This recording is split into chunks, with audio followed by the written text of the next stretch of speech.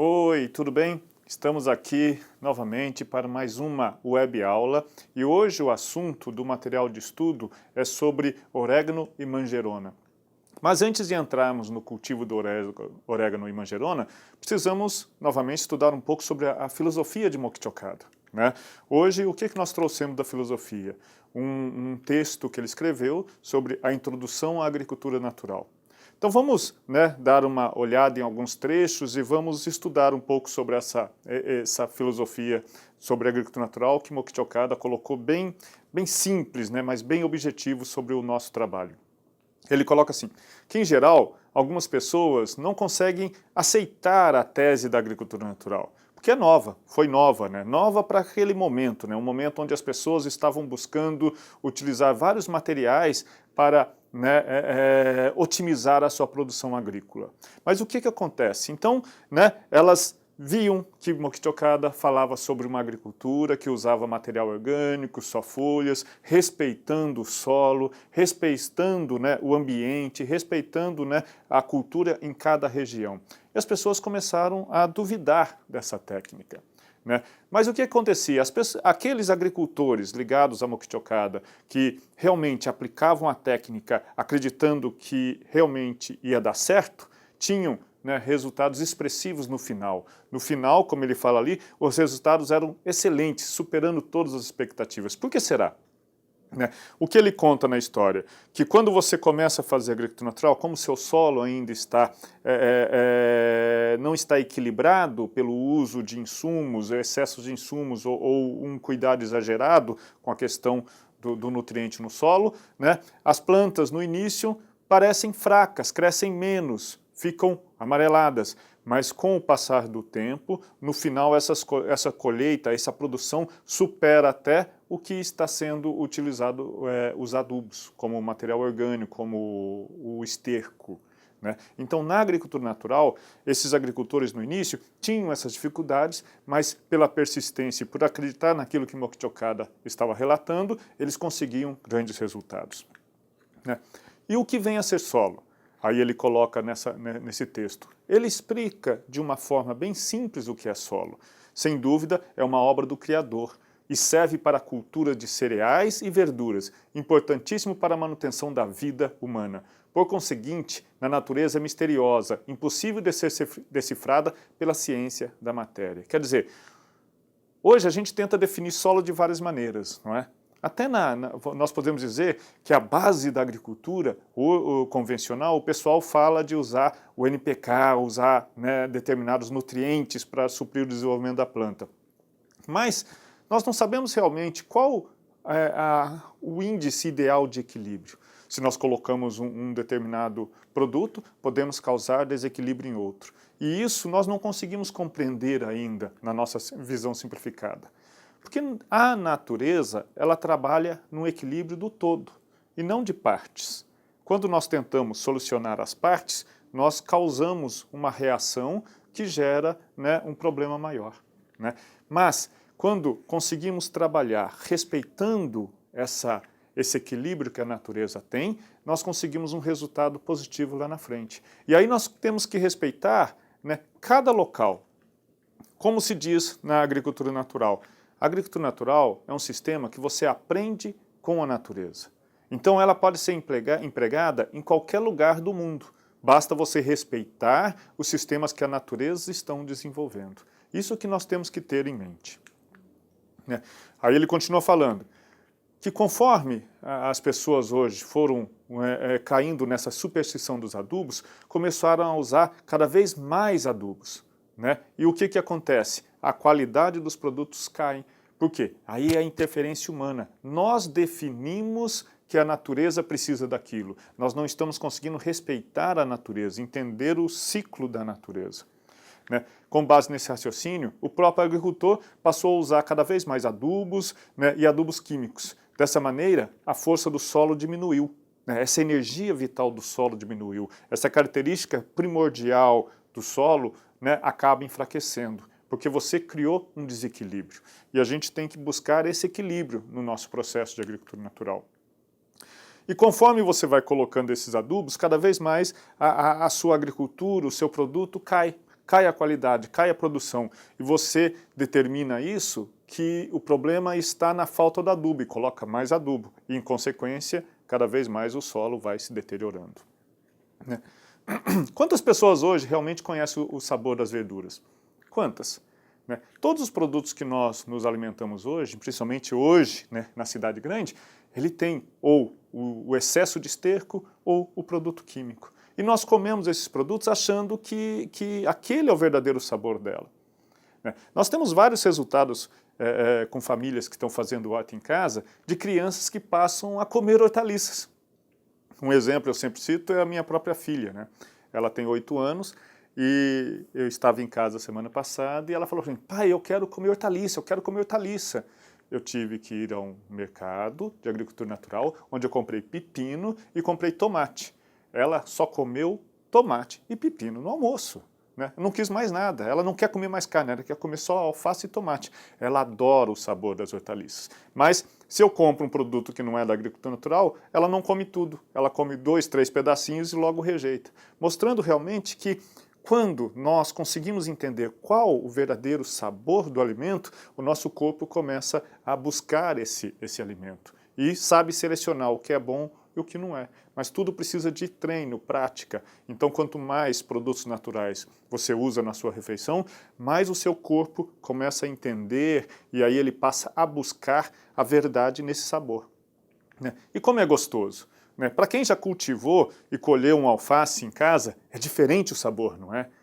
Ele dá, parece mais vida, mais energia. Quando você prepara um lanche, nossa, você come com alegria aquele lanche. É esse sabor que nós estamos buscando na agricultura natural, conhecer a verdade, né, do equilíbrio de um produto saudável, né, cheio de energia vital.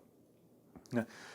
Os produtos, né, que são trabalhados na agricultura que não seja natural, eles acabam perdendo esse sabor atribuídos pelos céus. É assim que Mokichi Okada coloca. Então, a agricultura natural tem esse ponto de realmente valorizar a energia vital de cada produto para que o ser humano possa ganhar vida e ganhar força nesse desenvolvimento. E qual é a propriedade do solo? Né? Segundo o Mokichi Okada, ele é constituído pela união de 3 elementos, terra, água e fogo. Né? Se a gente for voltar na constituição do nosso planeta, no seu primeiro momento, ele foi fogo, não foi? Se a gente vai ver a história da evolução do planeta, ele foi fogo. Depois, ele virou água. Né? Praticamente água cobrindo todo esse planeta. E logo depois começou a surgir as primeiras terras, e aí surgiram as primeiras vidas no oceano, e depois surgiram os líquens e surgiram as primeiras plantas. Os animais terrestres surgiram bem depois. Né? E o ser humano surgiu há 40 mil anos atrás, os primeiros, né, humanoides, há 40 mil anos atrás. E nós nos tornamos verdadeiros, né, habitantes, populações, e começamos a constituir civilizações maiores há 13 mil anos atrás. Olha o tempo necessário para chegarmos ao que nós temos hoje. Né? E só passamos a viver em sociedade quando nós, seres humanos, conseguimos cultivar o solo. Começamos a aprender com a natureza a produzir nosso próprio alimento. Então, esse fogo, água e terra da evolução, né, mostra que toda a energia que gera o universo vem desses 3 elementos, né? Sol, água e terra. E nós fazemos parte desse elemento, nós somos criados e evoluímos juntos com esse elemento. E a agricultura natural, através do Horta em Casa, traz essa correlação de nos aproximarmos cada vez mais da nossa essência e do modo de viver correto, respeitando a natureza, respeitando a nós mesmos. Né? Então, quanto mais nós respeitamos a qualidade do solo, nós não sujamos o solo, não colocamos no solo nada que não é dele, nada que não valorize, né, ou demonstre a sua força na sua maior capacidade, né, quanto mais nós respeitamos esse ponto, mais o solo vai conseguir desenvolver produtos saudáveis, sem infestações de pragas ou doenças que nós determinamos. Porque essas pragas e doenças que nós estamos chamando de pragas e doenças já existem na natureza. Elas só se tornam pragas quando acontece algum desequilíbrio na forma de plantar ou de cultivar. Então, a agricultura natural diz que respeitando a natureza, devolvendo ao solo aquilo que é dele, que são os materiais orgânicos, nós conseguimos fazer uma agricultura saudável. Por isso que Mokichi Okada fala que o solo tem vida. E foi nesse poema, que a gente sempre repete, porque é a essência da agricultura natural, que nós conseguimos entender o que é a vida da natureza. Quando apanho uma folha seca caída no chão, sinto nela a indiscutível lei do ciclo da vida. O que é a lei do ciclo da vida, né? A planta nasce, cresce, produz suas folhas voltam ao solo e elas são decompostas, voltando, né, essa energia para a natureza, onde a planta absorve novamente isso e consegue se manter durante séculos, né? Todo o planeta vive nesse ciclo, né? Nasce, cresce e volta, nasce, cresce e volta, como aqui. Nós podemos ver as folhas, né? Quando apanha uma folha seca caída no chão, são essas folhas em decomposição, e aí vemos que as matas até hoje se mantêm em estruturas durante séculos só com esse sistema, sem interferência do ser humano. Quer dizer, a natureza já tem a sua forma de existir. Já desde milhões de anos atrás já veio trabalhando para que isso exista, né? O sistema já existe. Nós só precisamos aprender como utilizar esse sistema no nosso dia a dia. Então, o solo tem vida, e como todo ser vivo, né? Todo ser vivo tem espírito e sentimento. Nós temos que entender isso. Na nossa filosofia de agricultura natural, nós acreditamos que, através da agricultura, através da horta caseira, nós podemos reconhecer que existe um mundo invisível, que existe um mundo além daquilo que a gente vê, que é, né, uma energia que transcende todos os seres, né? E nós temos que entender que esse solo também tem essa energia. Eu sempre falo sobre a teoria de Gaia. Se a gente for ver a teoria de Gaia dizendo que o planeta é um organismo, nós podemos entender o que é essa vida desse organismo. Então eu sempre falo, o solo não tem vida porque tem micro-organismo. Ele tem vida, né? E por isso, por ter sua vida, sua energia vital, é que esses micro-organismos, esses macro-organismos conseguem se desenvolver. E aí as plantas surgem e a gente consegue, né, coexistir nesse mundo maravilhoso. O solo, como todos os seres da natureza, né, foram criados por Deus. E estão, né, nós acreditamos que estão observando e educando o ser humano, né, esperando que este encontre o caminho para se reconectar à natureza e, consequentemente, a Deus. Quando a gente fala que esse solo, essa natureza está nos educando, porque ele não fala, certo? Ele não está expressando em palavras, mas através das situações que nós podemos acompanhar ao cultivar uma planta no solo, nós podemos aprender muita coisa ao observar no relacionamento, podemos entender equilíbrio. E quem se alimenta de produtos naturais, quem mexe, quem cultiva o solo, se torna uma pessoa mais calma, uma pessoa que compreende melhor o seu semelhante e começa a se reconectar a esse ambiente, respeitando aquilo que a natureza precisa para continuar evoluindo e o ser humano evoluindo junto, porque nós fazemos parte dessa natureza, né? Buscando o caminho para se reconectar a Deus, cumprindo nossa missão, amando e respeitando o solo, Ele irá reconhecer nossa postura e responderá da melhor maneira possível. O que quer dizer isso, né? Que quanto mais nós dedicamos amor ao solo, quanto mais nós dedicamos atenção ao solo, ao cultivar o solo, nós estamos nos reencontrando. Quando nós nos reencontramos, quando nós nos tornamos, né, parte desse mundo, expandimos o nosso, né, espírito, expandimos o nosso sentimento, nós podemos aí sim viver de uma maneira equilibrada, harmoniosa e com prosperidade. O que é a prosperidade na natureza que nós sempre falamos? Ela não é, a riqueza da natureza não é riqueza em excesso, né? Ela é aquilo que você precisa no momento exato. Isso é que é riqueza na natureza. Porque quando você tem demais na natureza, você cria desequilíbrio. Quando você tem menos na natureza, você cria desequilíbrio. Então o equilíbrio, a condição ideal de sobreviver, de viver, de existir, de progredir, é que é a riqueza na natureza. E é essa vida que a gente começa a encontrar quando a gente se reconecta à natureza, encontrando Deus e encontrando a nós mesmos. Então nós temos que buscar uma forma de vida simples, uma forma de viver mais simples, respeitando a tudo e a todos ao nosso redor. Para isso, nós podemos também trabalhar com material orgânico, que é o que a gente sempre fala. Na nossa casa, nós temos a parte de compostagem, né? Nós temos os resíduos orgânicos, né? Só que quando a gente está falando nessa compostagem ou reciclagem, nós não estamos falando que é apenas esses resíduos que saem da refeição que são compostados para voltar ao solo.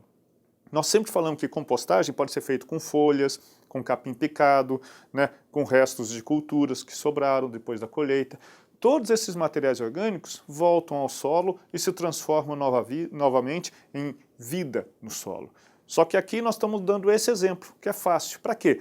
Para ajudar a sociedade, ajudar vocês a trabalharem, né, com os seus resíduos orgânicos e não transformar em lixo, na verdade. Transformar isso em algo que pode voltar à natureza sem agredir a natureza. Então, como que a gente faz isso? Primeiro vocês têm que ter um recipiente, um balde de 10 litros, 20 litros, aí depende da quantidade de resíduo que você tem em casa. Porque você precisa encher ele pelo menos em 2 semanas ou 3 semanas, você precisa chegar até a boca dele, para que depois ele fique reservado. Então, primeiro esse balde, né, se tiver tampa, ótimo, para não cair água dentro quando chove, né, para não umedecer o ambiente. Né. Picar bem o material orgânico, tá? Porque todo esse resíduo que sobra da refeição, quanto mais picado ele tiver, mais contato com o solo ele vai ter. Tá? E quanto mais contato com o solo esse resíduo tem, mais rápido ele vai se decompor. Né? Aí sim, depois que você já tem o resíduo picado, você já tem o vasilhame, você vai colocar no fundo desse vasilhame 2 dedos de terra, preenchendo o fundo do vasilhame. E em cima dessa terra você vai colocar esse resíduo orgânico picado, mais ou menos 1 dedo a 2 dedos do resíduo orgânico picado. Aí você vai cobrir com terra novamente e vai fazendo esse processo, tipo um sanduíche, até preencher. Então, hoje eu coloquei 2 dedos e coloquei 2 dedos de resíduo orgânico e já cobri com terra. Amanhã vou picar de novo o material orgânico, colocar em cima dessa terra e colocar mais 2 dedos de terra. No outro dia, eu pico novamente o material orgânico, coloco e vou. Isso a cada dia, a cada momento que sai esse material orgânico, você vai fazendo esse sanduíche, até fechar. A última camada tem que ser de terra. Tá? A última camada do vasilhame tem que ser de terra, pelo menos de 3 a 4 dedos, para isolar bem. Aí você tampa. Tampou, você vai deixar 90 dias e depois esse material você mistura e pode misturar com solo, como nós vamos mostrar. Então é assim, ó, primeira camada de terra, resíduo orgânico e mais a camada de terra em cima de novo. E vai fechando, ó, vai fazendo um sanduíche orgânico e a camada de terra, né? Isso até fechar. Fechou, você já está pronto para lá. Então repetir o processo até fechar e esperar 90 dias para que esse material possa inteiramente, né, ser absorvido pelo solo. Ele vai sofrer a decomposição pelos próprios micro-organismos que estão nele, a quantidade de umidade que está nele é suficiente junto com o solo, e esse sofre o processo de decomposição, reciclagem desse material, ele volta a ser, né, solo, e aí sim você tem um composto de resíduos da refeição que pode voltar para a natureza, ok? Isso aí você vai fazer o quê? Fechou, esperou 90 dias, você vai misturar 1/3 ou 1/4 do solo, né, no solo, para que depois você possa fazer o plantio. Quer dizer, você não vai plantar nesse composto, você tem que diluir esse composto com o solo para que esse solo possa absorver esse material orgânico que foi compostado e aí sim a planta possa absorver toda essa energia que está nesse solo e se desenvolver saudável. Vai ser assim, misturou lá solo mais composto e preparou para o plantio. Tá? O que tem esse solo? Esse solo está poroso, ele está equilibrado, ele tem, né, estrutura para um bom desenvolvimento da raiz e do caule da planta. Tá? Nós temos que fazer. Mas aqui eu estou colocando que você pode fazer esse composto só com folhas. Muitas vezes. Aquelas folhas que caem das árvores, que vocês varrem, juntam, né? Muita gente põe fogo, eu sempre falo, joga fora. Não, você vai pegar essas folhas, tá? Vai misturar com terra, vai umedecer e deixar ali 1, 2, 3 meses e vai tirando depois essa terra que já decomposta com a folha e vai utilizando para fazer o preparo dos seus vasos. Também pode ser feito com essas folhas ou com o capim que sai da grama. Você mistura na terra, né, sempre em proporções, né, onde você veja que essas folhas estão bastante em contato com a terra, não forma aqueles pelotes de material orgânico, ela tem que estar bem em contato com a terra, e se em 2, 3 meses com umidade, ela vai se transformar em solo novamente e você tem um material ideal para o plantio. Agora nós vamos falar sobre o orégano e manjerona, que é o assunto de hoje. Falei da filosofia, de uma forma simples, né? Mas eu gostaria que vocês estudassem e procurassem praticar, entender o que está se falando dessa filosofia, para aí conseguir plantar. Tá? Então o orégano. Eu sempre falo para vocês, se vocês vão plantar alguma coisa, nós temos que conhecer aquilo que nós vamos plantar. O orégano tem um nome bonito, né? Origanum vulgare L, né? Bonito, né, Rosana? A Rosana gosta desses nomes, né? Ele é seminenhosa, perene, originário da Europa, tá? Então, é uma planta que, na verdade, tem o seu centro de origem na Europa. E nós estamos plantando aqui no Brasil. Se ele plantado num local adequado, ele pode chegar a 80 centímetros de altura. Fica uma planta bonita, né, esse orégano. Geralmente a gente só vê em vasinho, vê pequenininho, né? Mas no campo ele chega a 80 centímetros, tá? Ele é resistente, contudo, em temperaturas baixas, né? Ele tem o crescimento retardado, quer dizer, ele diminui a velocidade de crescimento e talvez não chegue a 80 centímetros. Então, em lugar muito frio, ele vai ter essa dificuldade de crescimento, tá? Essa é a foto do orégano. Eu quero que vocês prestem atenção nas folhas, tá? Porque nós estamos falando da manjerona. A manjerona e o orégano, se a gente olhar separado e não conhece muito bem, não está usando, eles são muito parecidos. Então, olha, o orégano ele tem uma folha mais arredondada e menor, tá? Cada um tem seu cheiro, lógico, característico, mas pela folha você pode reconhecer, tá? Muito bonito, não é? Eu acho bonito e gostoso, porque é gostoso usar orégano fresquinho numa refeição. Isso eu sempre falo. Eu me divirto com isso em casa, né? Então, para a semeadura. Quando você vai fazer a semeadura do orégano, você precisa de células, né? Precisa de locais para fazer a semeadura, tipo bandejas ou copinho plástico, né? Que a gente fala sempre com furinho, ou a caixinha de ovo, né? Que o pessoal usa também. E aí a gente faz o quê? A semente do orégano é muito pequena, né? É muito pequena, eu vou mostrar depois para vocês. Então, você precisa fazer um bercinho com menos de meio centímetro de profundidade. Gente, eu sempre falo para vocês, eu falo meio centímetro de profundidade, mas quem tem uma certa dificuldade de entender o que é meio centímetro, pega uma régua e meça. Porque eu falo para as pessoas meio centímetro e eles me fazem um furo de 1 centímetro ou 1,5 centímetros. Chega até 2 centímetros eles furam o bercinho. Aí a planta não vai conseguir nascer. Então, é meio centímetro de profundidade. Isso é um cuidado que vocês precisam ter, tá? Depois que você semeia, você vai semear de 3 a 4, 5 ou 6 sementes, né? Porque como é pequenininho não há tanto problema, em cada bercinho, tá? Ela vai ficar de 10 a 21 dias, né? Então ela pode germinar a 10 dias ou pode germinar com 21 dias. Isso vai depender da umidade e da temperatura. Então, se em 10 dias não germinou, não importa. Vai cuidando dela até o 21º dia. A partir do 21º dia, com certeza ela já deve estar surgindo, você já vai ter o seu orégano germinado. Qual o substrato para fazer a semeadura? A gente fala assim, que é 50% de terra, 30% de humus e 20% de material friável. O que é material friável? A gente fala que é um material que a gente vai colocar no solo para facilitar a drenagem, facilitar o enraizamento. Então a gente está usando hoje a casca da fibra de coco, mas bem moída, e a casca de arroz carbonizada, tá? É mais fácil encontrar hoje a casca da fibra de coco. Você pode procurar em floriculturas que você vai encontrar. Mistura isso nesse solo com humus e aí você já tem o material pronto para fazer essa semeadura, ok? E quando atinge 5 centímetros de altura, você precisa fazer o desbaste, quer dizer, tirar o excesso de plantas, tá? Então você vai cortar, escolher a mais bonita e vai cortar as outras, deixando uma plantinha só lá naquela célula para que ela possa se desenvolver, tá? A gente semeia de 5 a 6 pela condição de desenvolvimento, mas temos que fazer o raleio, tá? Tem que cortar, temos que fazer o desbaste para deixar uma planta só. O preparo das mudas de orégano é preferencial feito na primavera. Então, olha só, é na primavera, no início da primavera que nós vamos fazer os primeiros semeios, as primeiras mudas, tá ok? Olha só nessa foto o tamanho da semente, como é pequeno. Vocês estão vendo ali é um palito, né, aquele palitinho de dente, a pontinha, né, que ela está separando lá 4, 5, 6 sementinhos para colocar nesse risco. Aqui nós estamos fazendo a semeadura em linha, né? Então nós fizemos uma linha de meio centímetro de profundidade e estamos vindo despejando, né, as sementes em sequência para que ela possa germinar, tá ok? Tá. Só que o orégano também pode ser preparado com estacas, né?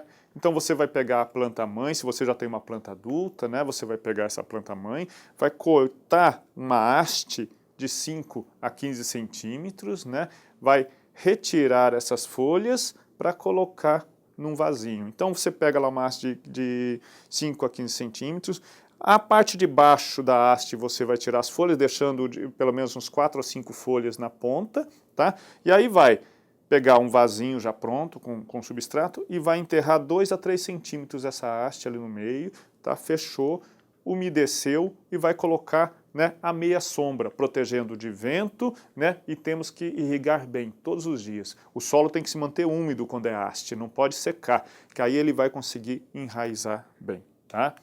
Então assim mesmo, estão vendo, ó, é uma haste, eu tirei as folhas de baixo, peguei e coloquei no centro 2, 3 centímetros, coloquei na meia sombra e irrigo, tá? Todos os dias irrigando, em 30 dias nós já temos essa haste. Então lá, né, com 4 a 8 folhas definitivas já pode ser transplantado para vasos ou canteiros, a sementeira. Então você semeou, germinou, fez o desbaste, quando deu de 4 a 8 folhas, você já está com a muda pronta, que pode ser plantada em vaso ou canteiro. A haste, né, a estaca, né, você vai ter 30 dias, ela é mais rápida, né? Então, com 30 dias ela já enraizou, você já pode, né, plantar tanto em vaso ou em canteiros. Eu particularmente prefiro a haste, tá? Que você já tem a planta, rapidinho você já está fazendo. A muda, ela demora mais tempo, tá? Você tem o tempo da germinação, você tem que esperar aí, ó, de 10 a 21 dias, aí depois tem que esperar o desenvolvimento, tem que fazer o desbaste, é mais trabalhoso. Mas tanto um como o outro é muito interessante de se fazer. Quando você trabalha com semente, você aprende a lidar com a semente, né? Você vê que a semente, aquela minúscula, né, semente, se transforma numa planta linda. Então, quer dizer, dentro daquela semente está tudo. O nosso coordenador Hiroshi Ota, ele sempre fala, por que a semente germina? Aí todo mundo, porque tem umidade, porque tem terra.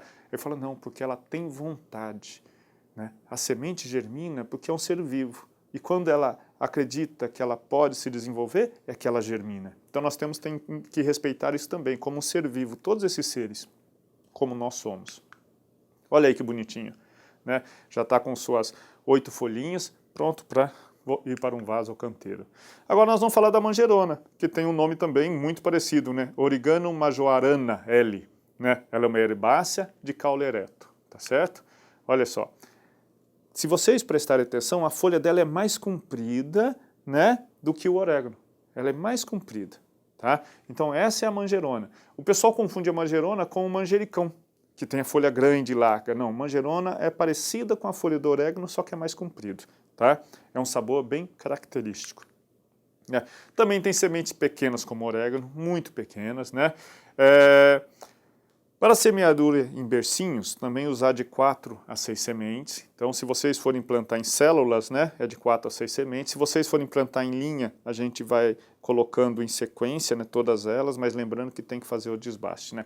A germinação dela é de 7 a 21 dias, ela pode germinar tanto com 7 dias ou pode germinar com 21 dias, né. A profundidade é meio centímetro. Menos de meio, na verdade, tá?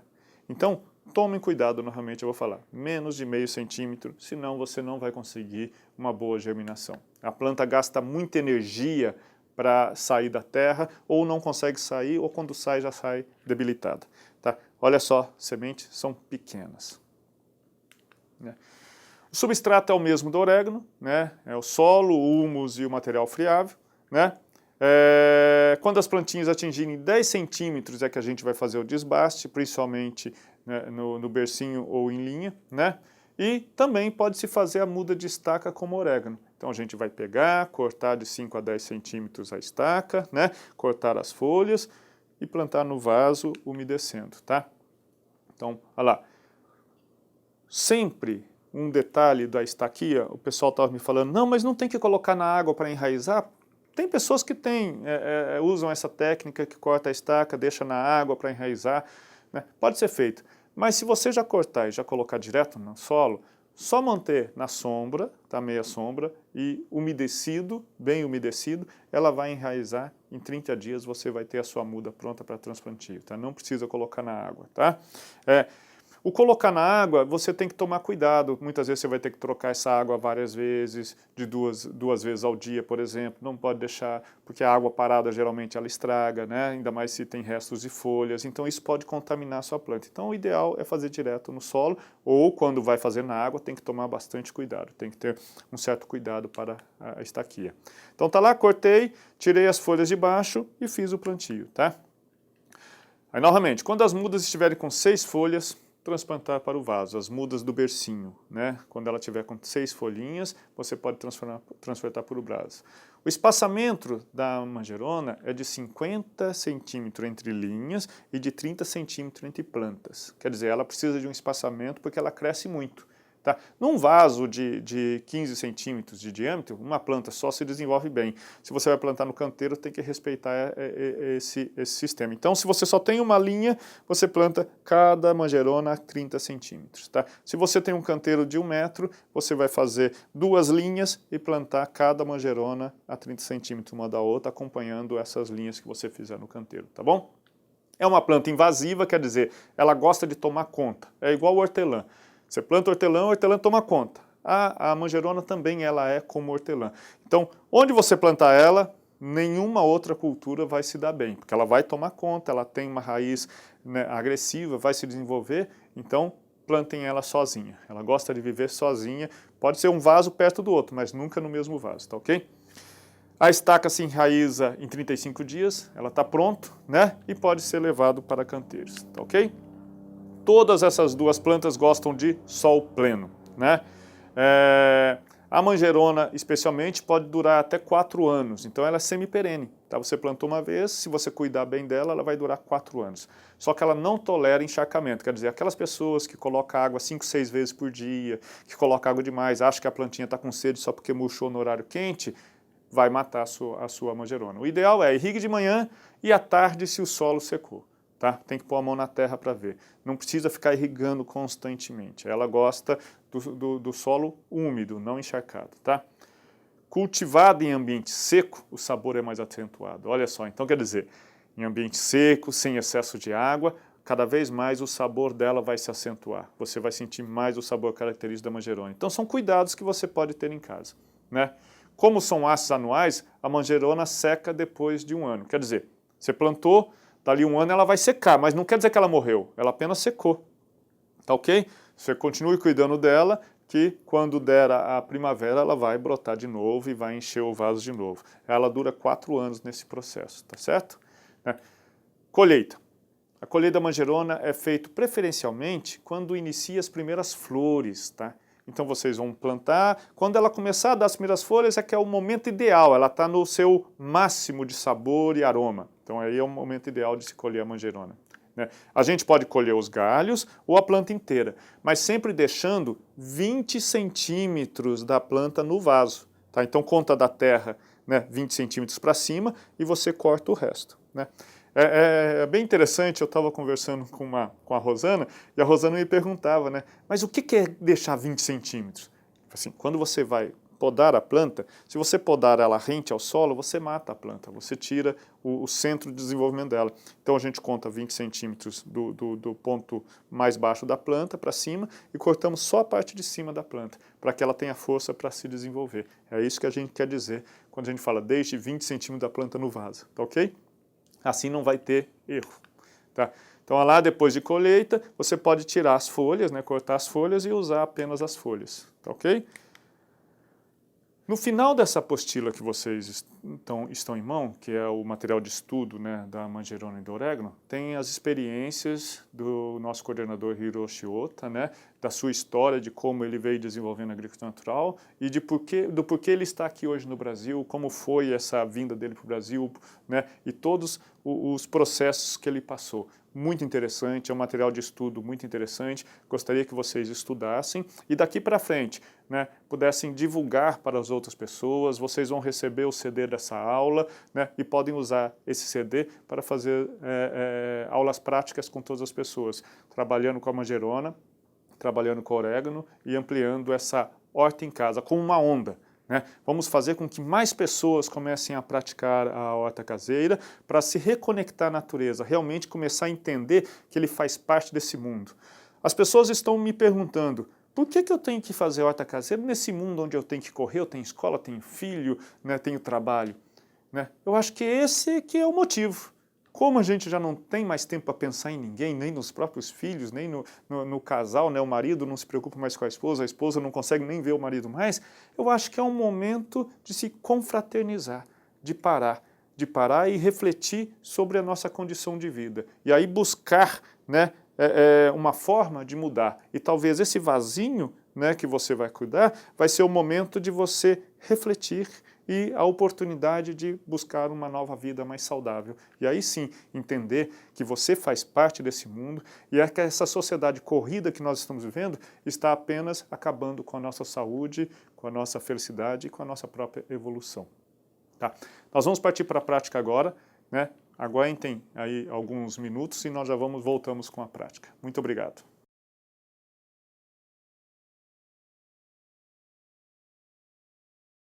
Tudo bem? Então estamos de volta agora para a aula prática do plantio. Tá?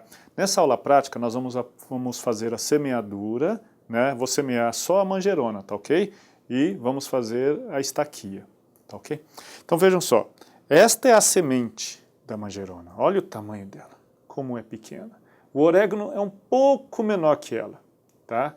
É bem menor, eu vou mostrar para vocês já já, tá? E aqui nós vamos fazer a semeadura. Tá? Como que eu vou fazer essa semeadura? Eu posso fazer a semeadura ou no bercinho, como eu falei para vocês, abrindo bercinhos de meio centímetro de profundidade. Olha só, é só a pontinha do dedo que eu estou colocando, tá? É meio centímetro. Ou eu posso fazer, né, o semeio em linha, que é o que eu vou fazer aqui nesse vasinho para vocês, tá? Olha só para vocês só verem, porque o de linha sempre é mais interessante, pessoas não estão acostumadas. Eu faço uma linha de meio centímetro de profundidade. Eu vou pegar aqui a semente do orégano, tá? Para vocês verem. Olha que tamanho que é essa semente. Magnífico, né, a natureza? Uma semente tão pequena, né, consegue fazer aquela planta maravilhosa. Então eu vou pegar essa semente, olha só, é até difícil para pegar, né, e vou vindo sementeando, né, não dá para ver porque ela é da cor da terra, mas eu vou jogando um pouquinho de semente em cada, né, extensão da linha. Vai cair juntinho, tá? Vai cair 2, 3 sementes juntinhas, 2, 3 sementes juntinhas, elas vão fazendo em linha, tá? Se eu fosse fazer o bercinho, eu iria fazer um bercinho, iria pegar aqui um punhadinho dessa semente, né, de 4 a 5 sementes, e iria colocar dentro do bercinho, tá? Aí por isso que a gente fala de 4 a 8 sementes, porque ela é tão pequenininha que se você for ficar separando uma por uma, não dá, né? Então você pega 4 a 8, pega um punhadinho, joga dentro do bercinho, ali de 7 a 21 dias, né, ou de 10 a 21 dias ela vai germinar e você vai ter as primeiras plantinhas surgindo. Você plantou em linha, semeou, você cobre, tá? Você joga a terra em cima, tá? O que você vai fazer aqui? Jogou a terra, vocês viram que a semente é muito pequena, precisa jogar água. Para jogar água, tem que jogar água com aquele pulverizador inicial, né, para umedecer bem essa parte de cima, tá? E depois você coloca um pano ou material orgânico, capim picado, folha picada em cima, aí você, devagar com o regador, vai jogando água até sair água embaixo. Para quê? Para não mexer muito com o solo, para não mexer muito com a semente que está na terra. Essa é a primeira regra. Então tem que, né, precisamos colocar esse material orgânico em cima para evitar que a água bata direta no solo e faça buracos, tá ok? Depois que você irrigou, aí onde é a linha, você abre um pouco o material orgânico para ficar batendo o sol ali se precisar, tá? Então você abriu e deixa esse vaso à meia sombra. Meia sombra o que que é? Geralmente o sol está batendo aqui e tem um lado da casa, ou embaixo de uma árvore, ou embaixo de uma varanda, onde pega só a luz refletida do sol. Esta é a meia sombra que a gente precisa. Por que a gente coloca na meia sombra nesse início? Para que ela possa germinar com tranquilidade, sem secar rapidamente essa terra em cima. Se essa terra seca, né, esse 1 centímetro de terra seca, a semente pode morrer nesse início de germinação. Então, nos primeiros 7 dias, deixar, né, mais ou menos a meia sombra. Aí, depois você expõe no sol pleno, que ela vai precisar de sol para desenvolver. A estaquia ela tem um outro problema. Como a estaquia, você precisa retirar a maior parte de folhas, deixar só algumas folhas, tá? Então você arranca, por quê? Ela não pode evaporar rapidamente, tá? A água dela, ela vai precisar sugar a água, né, sem evaporar. O ideal é você já cortar a planta, tá? Você já corta a planta, já prepara e já faz a estaquia. Não corta e deixa a planta encostada não, porque quando a gente corta a planta e deixa muito tempo ela fora, entra ar, tá? Ela vai secando, aí ela tem dificuldade de enraizamento, tá bom? Então, ó, você preparou a haste, cortou, tirou o excesso de folhas, você já está com seu vasinho preparado, você vai pegar e enfiar a haste no meio, 2 centímetros de profundidade. Enfiou, apertou em volta para tirar o ar, jogou água, umedeceu bem o solo, colocou esse vaso na meia sombra e ele vai ficar ali durante os 30 dias até enraizar. Aí depois você pode já transplantar por um vaso e deixar no sol pleno, né, ou o canteiro deixar no sol pleno. Tá? Essas são as duas partes técnicas. O que a gente tem que lembrar? Plantou, colocar capim, tá? Para proteger o solo. Colocando o capim, você evita que a evaporação seja rápida, você mantém mais tempo a umidade.